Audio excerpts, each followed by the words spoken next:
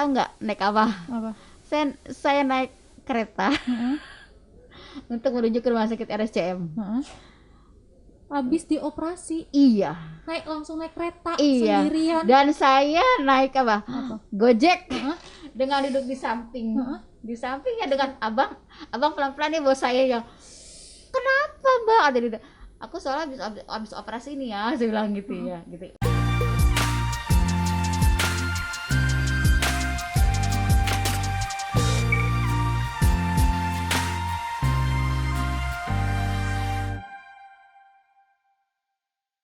Assalamualaikum warahmatullahi wabarakatuh. Halo, selamat datang para pemirsa Genpi.co. Kembali bersama saya Alki di ruang cerita, ruang milik kita semua, ruang untuk siapapun yang ingin berbagi dan bercerita.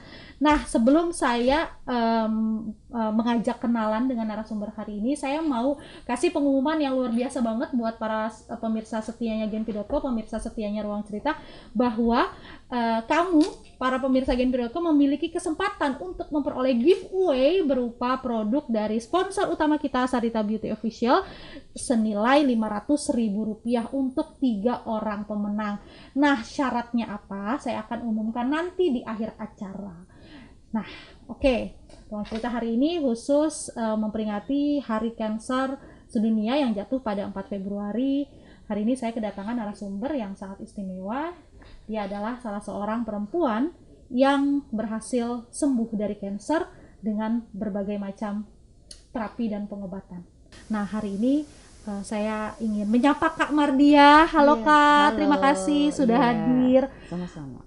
Kalau lihat penampilannya Kak Mardia, saya nggak pernah nyangka kalau Kak Mardia ini adalah seorang yang pernah mengidap kanker. Karena energik, aktif gitu. Bahkan karena saya kenal personal juga sama Kak Mardia gitu ya. Orangnya tuh aktif banget kesana kemari. Dengan gaya sepatu Keds-nya gitu. Aduh, pokoknya saya kalah deh. Saya orangnya mager, kalah sama kamar dia gitu ya, yang dalam sehari mungkin bisa sana kesini jalan sendiri gitu. Nah, jujur waktu saya mendengar kabar bahwa kakak mengidap kanker, saya salah seorang yang cukup kaget gitu.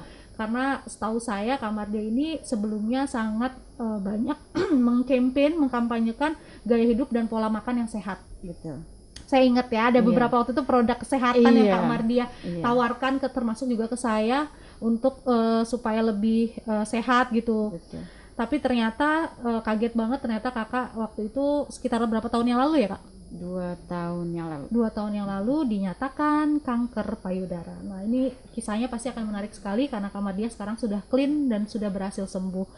Kak, mungkin bisa diceritakan dari awal banget ketika kakak mengetahui dan kakak mengetahui fakta bahwa kakak didiagnosa kanker, waktu itu gimana ceritanya? Oke, awal kita sih nggak percaya, antara percaya dan enggak ya. Waktu saya terdiagnosa itu awalnya ada rasa ya, pertama mungkin pernah mengikuti waktu itu kan seminar tentang masalah perbedaan tumor dan kanker di sekolah anak kan. Nah, pada waktu itu sebenarnya tanpa sengaja sama anak tuh diduduki di depan kan. Kita tuh dia minta dipangku kan. Nah, pada saat itu kepala dia tersentuh ya kan, payudara kan. Nah, terus saya kaget aja, kok ada sesuatu yang beda gitu kan. Awalnya itu, cuman kita nggak panik. Satu, memang menghadapi sesuatu hal apapun kita harus tetap tenang, santai. Nah, itulah saya gitu kan ya, nggak panik sama sekali. Cuma dari situ saya langsung punya reaksi ya. Caranya seperti apa? Karena kalau misalkan saya bercerita dengan suami gitu kan ya, dia pasti itu sih biasa aja gitu kan, karena memang dia tidak tahu kan. Nah, karena dari memang sudah dapat informasi, saya mengikuti seminar itu, saya punya inisiatif, oke, saya tahan dulu gitu ya. Saya tidak berbicara, tapi dengan cara saya meraba, ya kan, meraba apa benar gitu kan ya. Nah, ternyata iya, terasa kan. Ya udah, dengan tenangnya aja saya biasa aktivitas. Nah, pada saat itu memang ada kegalauan, tumor atau kanker gitu kan ya, tumor atau kanker. Nah, pada akhirnya saya memutuskan untuk pergi ke rumah sakit sendiri. Oke. Tanpa bicara dengan suami. Nah di situ dengan bismillah ya, saya ke rumah sakit, langkah ke rumah sakit yang terdekat kan, dekat rumah dulu kan, yang dekat rumah kita kan. Nah setelah itu saya agak pas untuk ini juga ya, untuk daftarnya kan, dok, mas maaf, saya mau tanya gitu kan. Waktu itu saya online dulu kan, telepon dulu ke rumah sakit tersebut. Ada masih praktek dokter bedah tumor enggak, saya bilang tuh bedah umum awalnya kan. Oh ada Bu, dia bilang gitu kan. Oke saya mau daftar ya, karena waktu itu kan memang kita online kan, saya tahu rumah sakit tersebutnya. Nah pada akhirnya saya datanglah ke rumah sakit kan. Nah bla bla bla bla gitu, dokter kaget, loh ini udah besar katanya gitu. Udah besar, saya bilang gitu. Iya, harus dioperasi, dia bilang gitu. Dengan secepat itu dok, saya bilang gitu.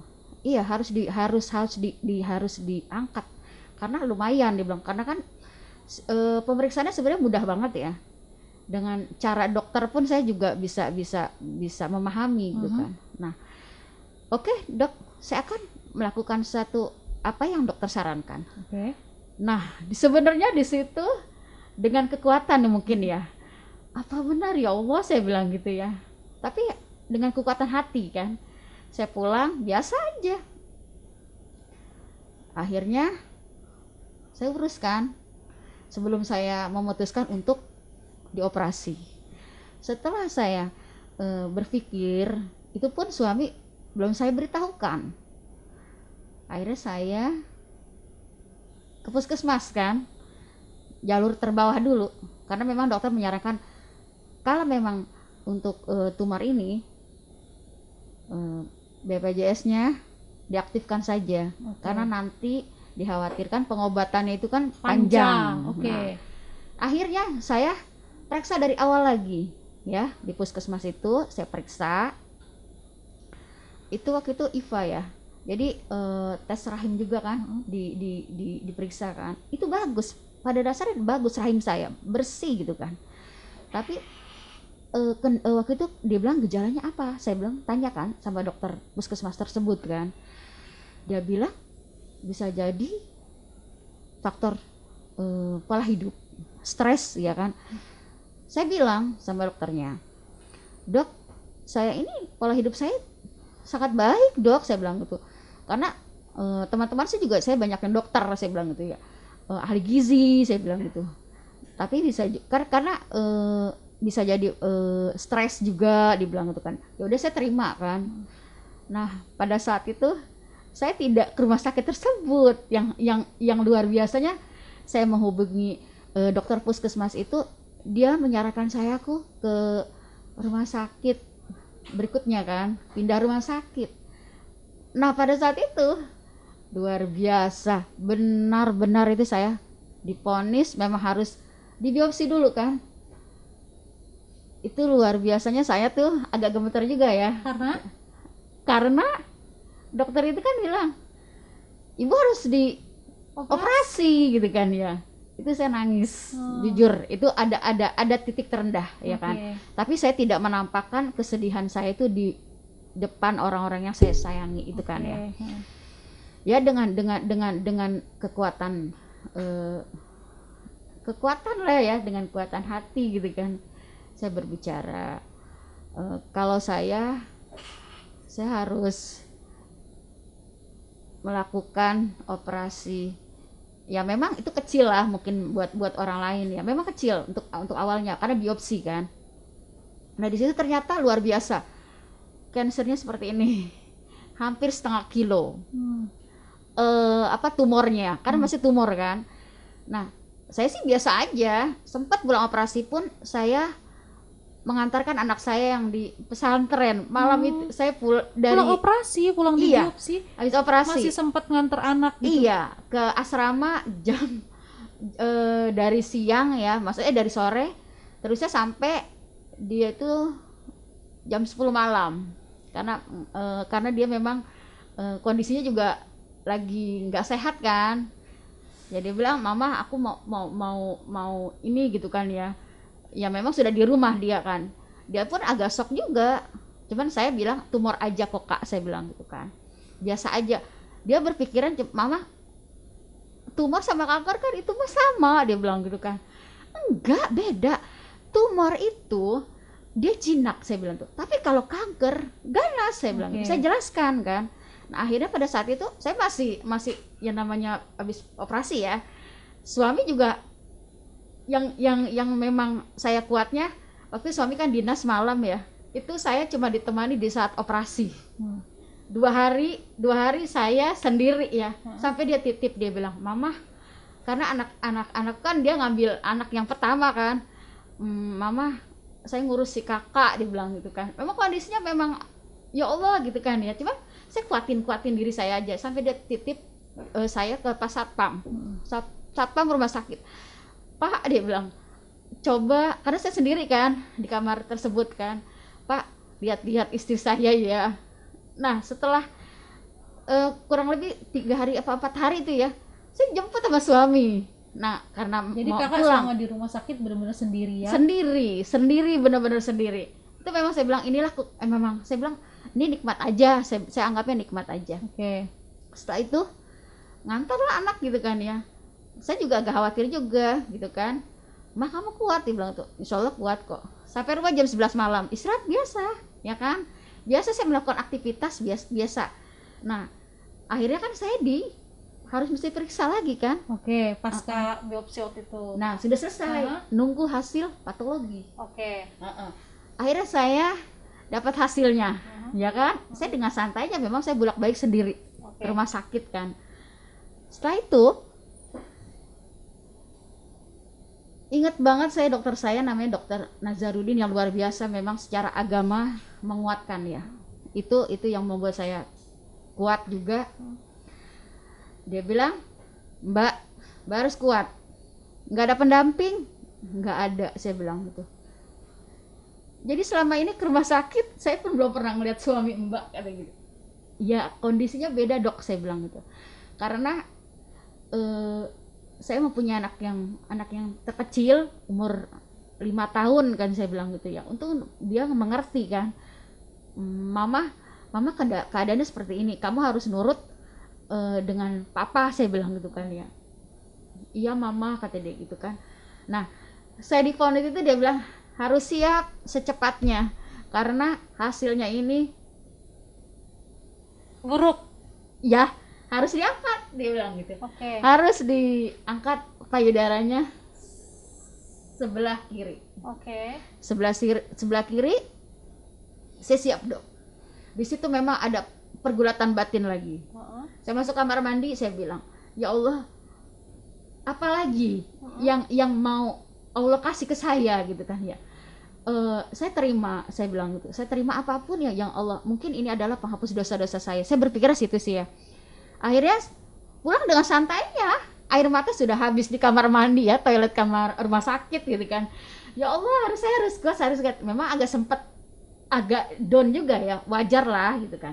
Tapi saya tidak tanpa pendamping, memang jujur aja saya awal dari saya pemeriksaan sendiri tanpa pendamping. Akhirnya saya berkata dengan suami, saya katakan dengan baik-baik. Dia yang shock. Mama, hasilnya apa? Hasilnya secepatnya saya harus diangkat payudara kiri saya. Kacau kan pikiran dia. Saya bilang tenangkan, saya bilang gitu. Saya sudah siap menjalani ini karena di balik ini pasti ada sesuatu yang indah, saya bilang gitu kan. Suami mama ini gimana kan gitu. Yang namanya seorang suami, dia bingung kan mengatur keuangan, ya kan, untuk mengatur anak-anak sekolah gitu kan. Pada saatnya memang anak saya yang pertama itu di pesantren kan. Nanti kakak gimana kita untuk bicara dengan anak kita gitu kan. Dia juga kan, dia udah pemikirannya kan jauh, dia bilang gitu kan. Nah itu dari awal pengobatannya masih panjang tuh prosesnya ya? Sangat luar biasa panjang memang. Kalau kita divonis cancer itu luar biasa, pengobatannya itu memang benar-benar sangat panjang. Setelah itu akhirnya saya bolak-balik kan menunggu hasil kita ambil blok ya. RSCM lah, Oke. ke RSCM. Nah di RSCM bahwa saya memang diangkat, jadi seperti dioper-oper gitu loh. Memang kan yang namanya pengobatan kanker itu ada yang ke Darmais ya, ada yang ke RSCM, cuman itu ya kan. Nah pada saat itu saya hanya mengambil ke RSCM itu untuk menunggu hasil kan. Alhamdulillah selesai. Akhirnya saya dipindahkan ke rumah sakit Polri. Subhanallah, Allah ngasih kekuatan lagi sama saya. Dan Allah itu kasih kemudahan. Dalam hitungan 3 hari saya mesti operasi. Operasi ya biasa. Ya. Memang di situ ya kalau dibilang sih ya kita harus kuat ya, harus kuat. Pada waktu itu suami memang alhamdulillah sempat mendampingi. Itu pun ya biasa pas mau operasinya aja ya. Tapi dia bilang mama luar biasa. Dia bilang, saya siap menghadapi ini. Insya Allah pasti jalan itu kita itu memang harus kuat. Nah keluarga kan shocknya bukan apa-apa ya. Saya itu sempat memang pendarahan luar biasa ya. Karena pas operasi kedua itu pendarahannya sampai sprek, tau nggak? Ya kan? Karena kan di sini bantuan oksigen juga. Ada rasa kalau misalnya itu seperti ada kematian gitu loh. Ya. Dekat dengan merasa saat itu sangat dekat dengan. Iya. Sangat dekat banget. Tapi saya ingat lagi, nggak akan mati kalau kita Allah itu umur kita kan sudah diatur gitu kan ya. Saya kembali lagi kekuatan di situ. Alhamdulillah 5 hari saya bisa bangun ya seperti biasa. Biasa aja. Karena saya pikir seperti ini doang gitu ya. Di rumah ya aktivitas biasa. Ya seperti orang layaknya lah gitu kan ya. Enggak lah. Tapi ya di situ enggak sampai di situ ternyata. Pemeriksaan, diperiksa bagus hasilnya. Kemo ya. Apa dok? Saya bilang gitu. Kemo dok. Pemeriksaan itu juga yang setelah kontrol itu kan kemo dok ya. Nunggu 1 bulan. Karena kan memang harus terjadwal. Nah setelah itu kemo saya pengen tahu rasanya apa seperti apa sih saya bilang gitu kan ya. Kemo itu hanya memasukkan obat memang seperti anful ya, infusan. Nah ini hasil kerja kemo tangan saya. Ini rusak ini ya. Nah jadi obatnya yang sangat luar biasa, memang seperti bom atom ya kalau dibilang tuh ya. Memang kalau orangnya itu kan menakutkan ya, cuman dia akan terbakar kalau terkena cepretan itu kan. Itu kemo pertama. Mungkin karena mindset saya kali ya, saya bilang udahlah saya mah ikut aja apa yang dokter sarankan gitu kan ya. Nah pada akhirnya setelah itu biasanya orang kan ada kendala muntah ya, mual. Kembali lagi alam sadar saya bilang saya tidak muntah, saya tidak pusing, saya tidak sariawan gitu kan. Dokter saya juga memang setiap bulan juga ke dokter gigi ya khusus ya kan, karena memang harus diperiksa mulutnya kan. Iya, alhamdulillahnya kemo pertama tidak ada efek apapun. Padahal saya dikasih obat yang begitu banyak. Kemo pertama, kemo kedua sama. Cuma yang kemo ke-5 saya merasakan sakit yang luar biasa. Itu memang kalau botak itu wajar ya. Halis semuanya bulu-bulu hilang itu wajar. Jadi memang kita harus siap. Tanpa kita ada kesiapan mental, dia akan menggerogoti. Karena apa kesiapan mental, apa yang mindset yang kakak tanamkan waktu itu ketika harus melewati proses-proses yang begitu bisa dibilang melelahkan gitu kak? Satu, pikiran kita positif. Serahkan diri semuanya sama Allah. Kita bangun malam gitu kan ya. Dengan cara apa gitu kan ya. Hanya memang kita mengakui gitu ya. Mungkin berbalik kepada diri kita. Mungkin Allah ngasih anugerah ya. Saya anggap itu anugerah. Allah memberikan seperti ini. agar saya lebih dekat kepada Allah gitu kan ya.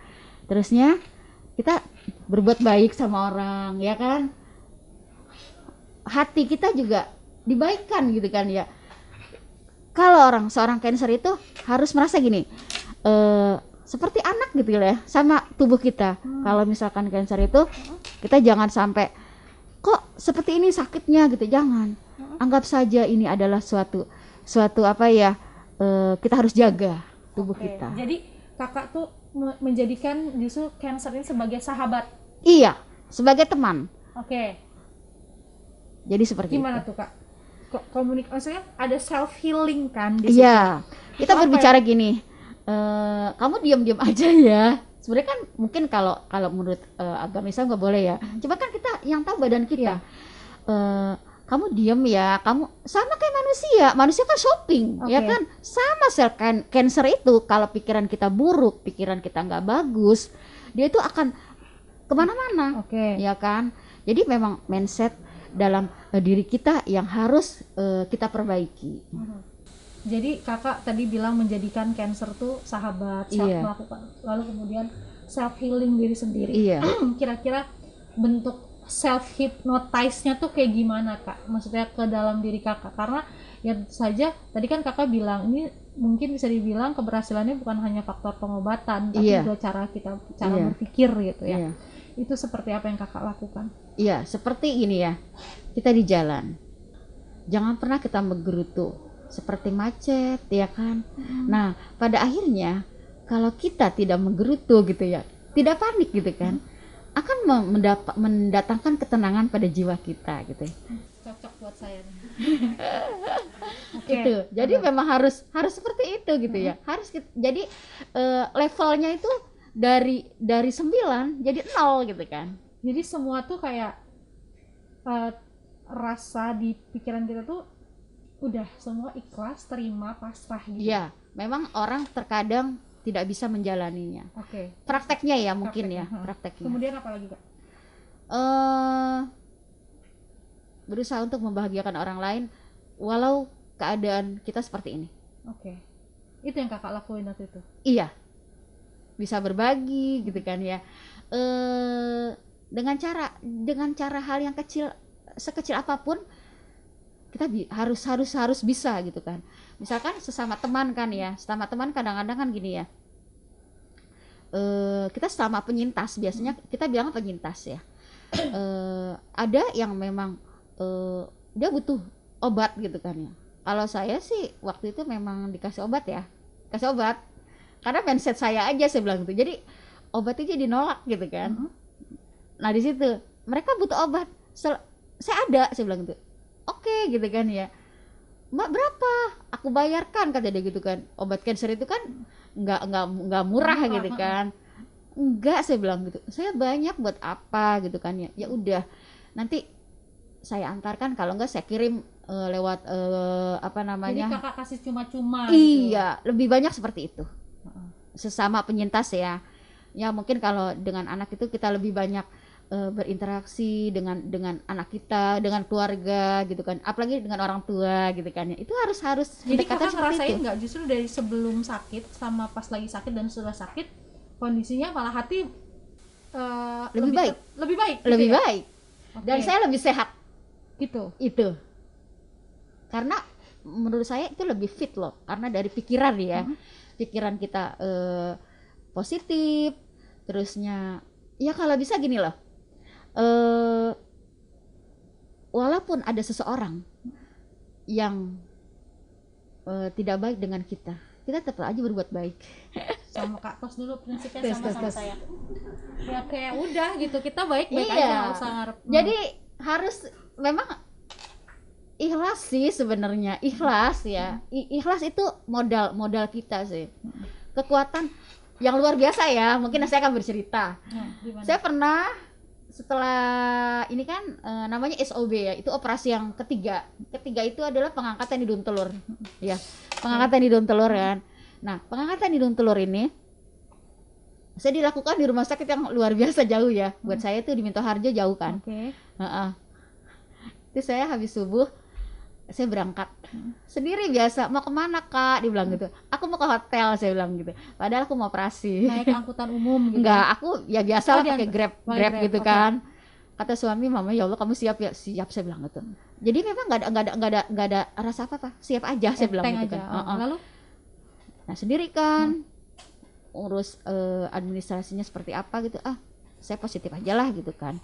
Nah terusnya setelah mengurus itu, si ini petugasnya nanya kan, Mbak sendiri biasa gitu, cuman saya ya memang dengan santainya kan, ya memang seperti ini gitu, saya memang harus ngurus sendiri gitu, saya punya anak kecil, saya bilang gitu. Oke kalau gitu hari ini masuk masuk kamar ya kan, ya besok kita operasi gitu kan ya, karena ini kan SOB itu memang tidak besar seperti sesar aja gitu ya. Oke saya bilang gitu. Tapi harus ada suami ya untuk penandatanganan. Oke, siap Pak, saya bilang gitu kan. Nah, akhirnya saya masuk. Alhamdulillah gitu kan ya. Alhamdulillah berjalan lancar. Saya itu yang paling serunya, 2 hari itu kan saya balik lagi kan ke rumah sakit yang satu lagi kan. Nah, di situ saya tahu nggak naik apa? Saya naik kereta. Untuk menuju ke rumah sakit RSCM. Habis dioperasi? Iya. Langsung naik kereta sendirian? Dan saya naik apa? Gojek. Dengan duduk di samping. Di samping ya dengan abang pelan-pelan nih bawa saya yang, kenapa Mbak? Ada gitu.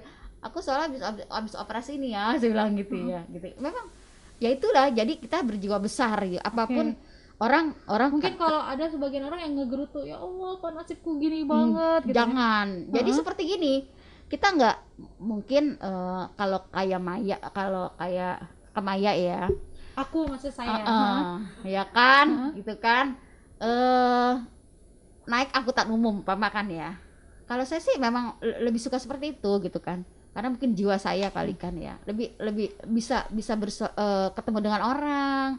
Seperti mereka yang terkadang sih hati saya tersentuh, lebih suka ya mungkin jiwa sosial mungkin ya, ngeliat yang di pinggir gitu saya seneng gitu kan.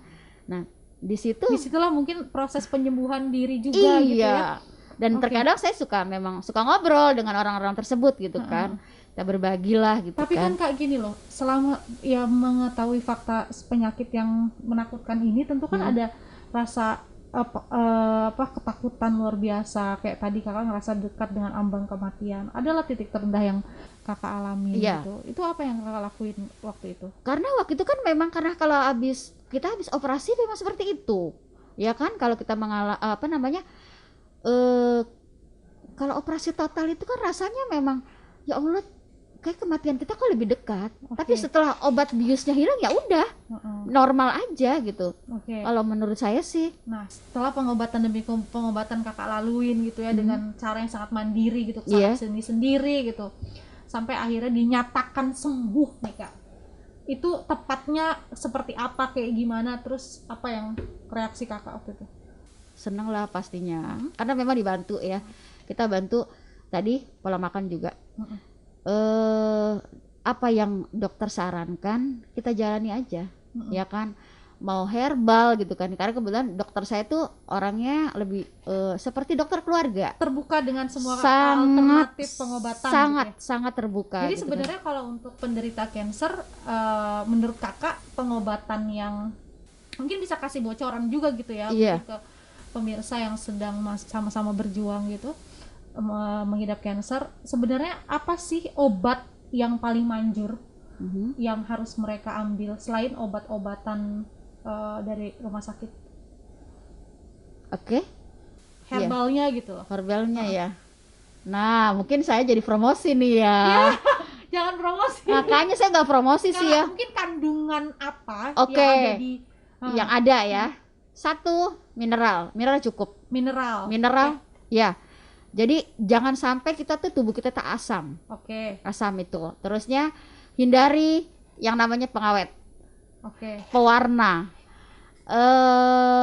Karena kan kita tuh makannya serampangan ya gitu kan ya. Banyak kan orang ini nanti pada saatnya yang namanya kalau tubuh kita asam ya kan. Dari stres pengaruh loh. Pikiran kita itu pengaruh banget. Tentunya kalau pola makan sih memang yang dihindari saya bakar-bakaran juga. Bakar-bakaran udah nggak boleh nggak boleh. Jadi kuncinya adalah di asupan mineral. Nah, ya di asupan mineral, betul. Dan asupan mineral itu bisa kita peroleh dari mana aja, Kak? Sayuran, buahan kan banyak, vitamin dan mineral, ya kan? Itu ya. Iya. Itu yang Kakak rasain cukup meringankan penyakit. Sangat membantu. Sangat membantu. Yang alhamdulillah sampai sekarang pun mungkin kalau mau dites gitu ya, saya masih mampu untuk jalan istilahnya kita naik busway, 4 lantai tanpa lift, gitu kan. Keren. Olahraga pun Kakak lakuin gitu? Iya, saya paling suka jalan kaki. Jalan kaki. Ini nyindir saya banget ya. Karena memang saya lebih suka pakai kets ya, walaupun kita pakai hijab. Ini lantai 9 ya? Kita turun nanti naik tangga. Boleh. Jangan. Kak, terus yang paling wajib dihindarin? Hindari yaitu stres. Stres kita jangan selalu sedikit-sedikit itu ngeluh gitu kan ya. Terusnya ya kayak di jalan itu kan, jalanan penuh, jangan kata kita bilang macet banget gitu kan ya, itu aja sudah menimbulkan itu stres loh, pengaruh gitu kan ya. Dengan kondisi, apalagi dengan kondisi seperti ini, imun kita harus kita jaga kan. Saya bilang pikiran kita positif aja ya. Wow, luar biasa banget, karena masih bisa seceria itu ya menghadapi. Jangan pernah menunjukkan rasa sakit kita kepada orang lain. Tetap kita harus tersenyum, ramah, harus kita pertahankan itu.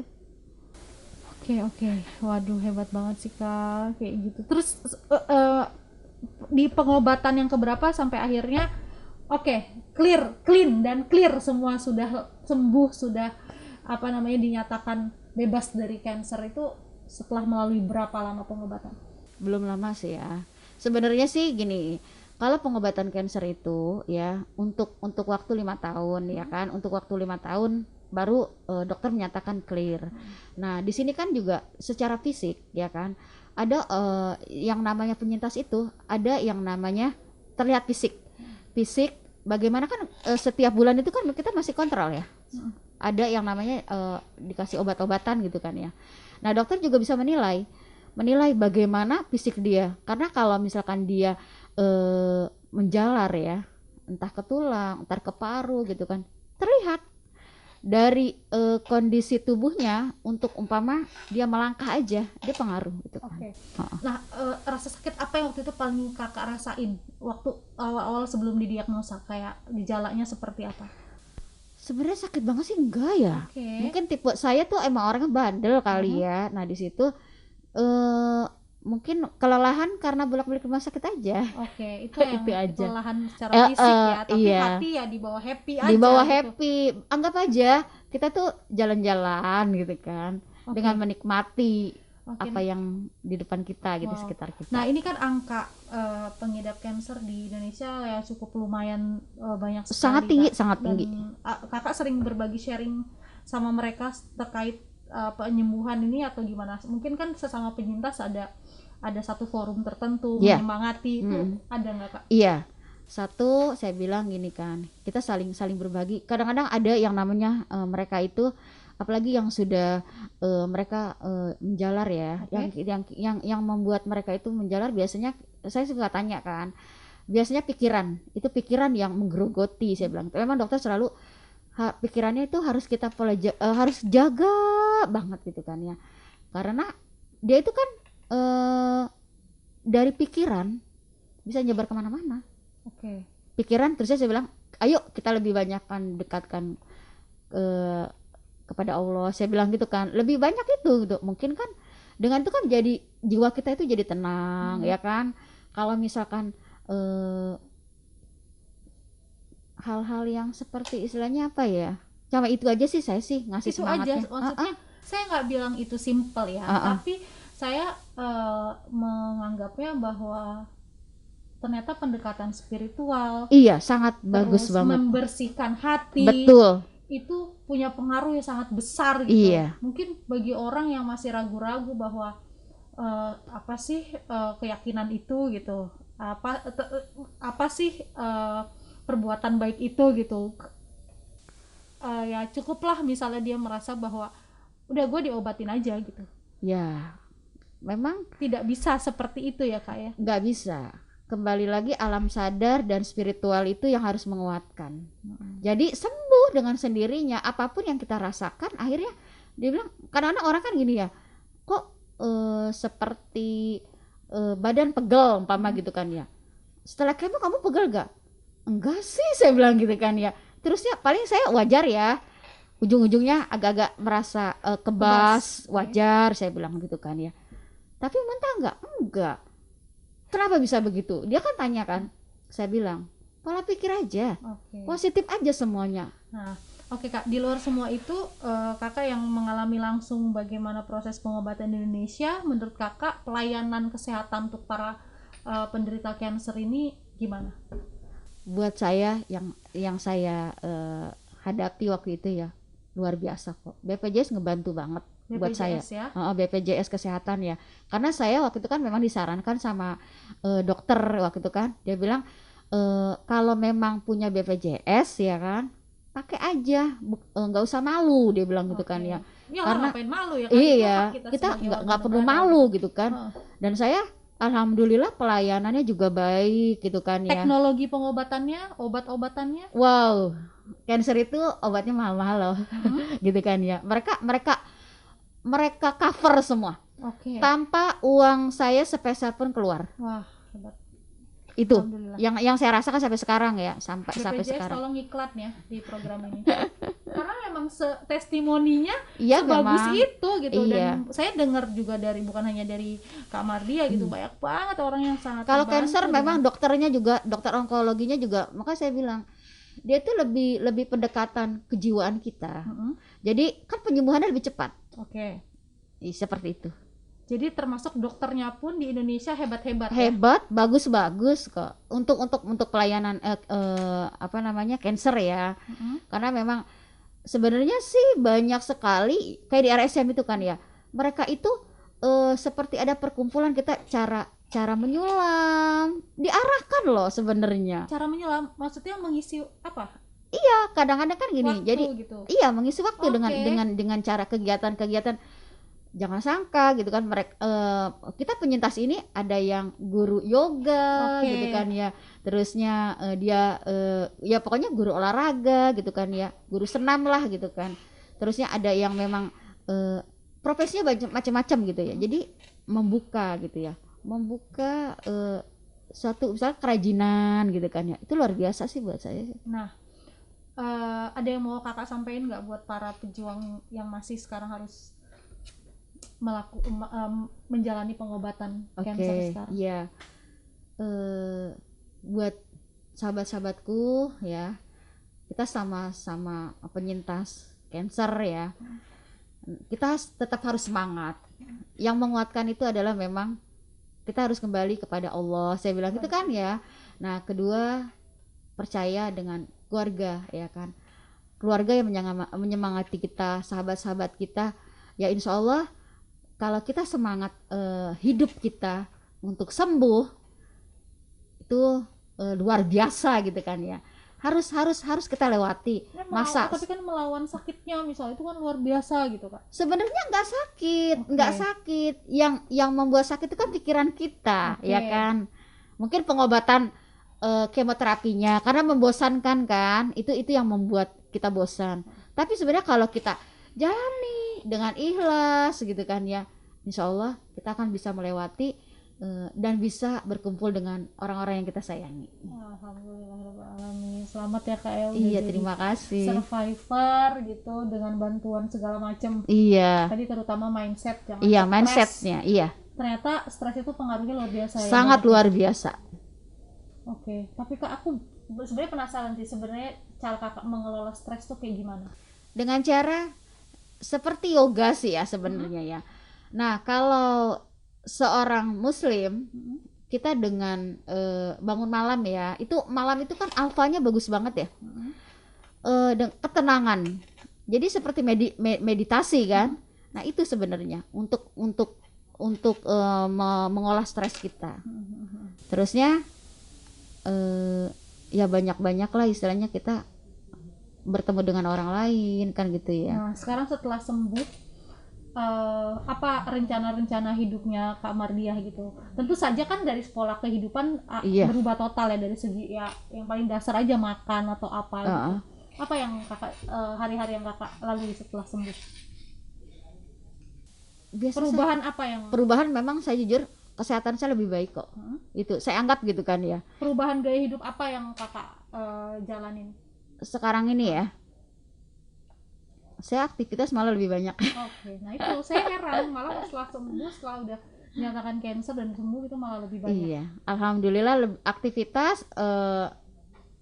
Artinya saya kayak mau bilang ke para pejuang cancer sekarang bahwa kamu masih sangat punya kesempatan ya. Sangat. Mau sekecil apapun kemungkinan survive, selalu ada kemungkinan kecil itu malah bahkan jadi kemungkinan besar gitu ya, kesempatan besar kalau semua pola pikir kamu ubah menjadi dari negatif ke positif. Betul. Gitu ya. Kembali hanya memang mindset aja. Kalau kita nggak stres, pikiran baik, ya kalau dibilang sih memang tidak mudah ya untuk seperti itu. Tapi kan kita belajar pelan-pelan gitu kan ya.